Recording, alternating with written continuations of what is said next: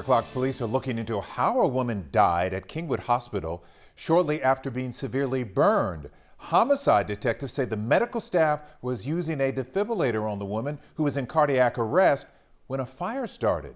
Adam Bennett live at HPD headquarters downtown. Adam, detectives also went to the hospital to figure out the cause of the fire. Explain.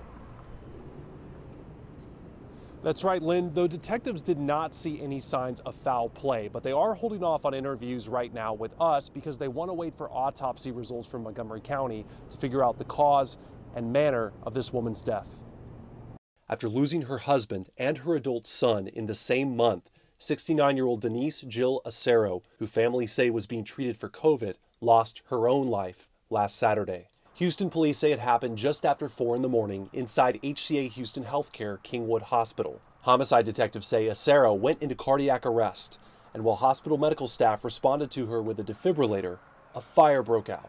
They say Asaro was severely burned and died a short time later. Jennifer Lee Norton took these photos of firefighters responding. She wrote on Facebook that fire alarms had been going off for 2 hours, and the North Tower's 5th floor was evacuated. Norton also took these photos of forensics investigators at the hospital later that morning. An HPD spokesperson told me today detectives will look into whether the defibrillator caused the fire.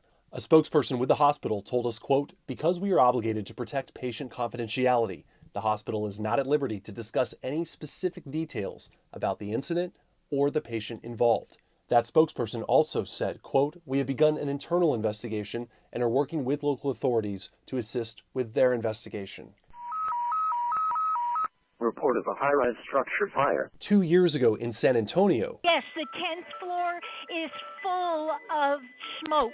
Investigators say a defibrillator being used to resuscitate a man sparked, igniting oxygen in the room that had been left on and causing his body to catch fire. One nonprofit medical safety organization found those type of fires can happen when a source of high oxygen concentration is near the defibrillation site during defibrillation and when defibrillation produces an electric arc.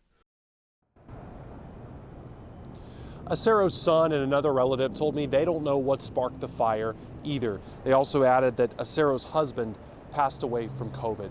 If you know anything about this case, HPD homicide detectives want to hear from you. Back to you. Boy, never heard of something like this happening. Adam, thank you for the update.